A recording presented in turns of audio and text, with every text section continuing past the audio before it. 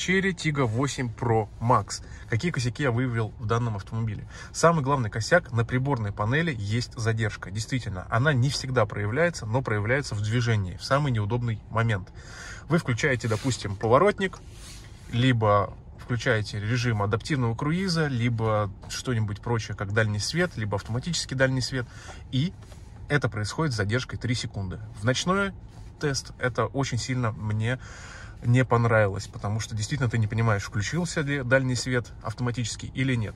Потом качество сборки, конечно, оставляет желать лучшего в некоторых моментах, потому что сборка у нас китайская, но это первый автомобиль, в котором скрипит мягкий пластик. Действительно, тут мягкий пластик. Ну а более детально в моем полном обзоре про данный автомобиль с износом 15 тысяч километров пробега. Не забудьте подписаться на канал и поставить лайк.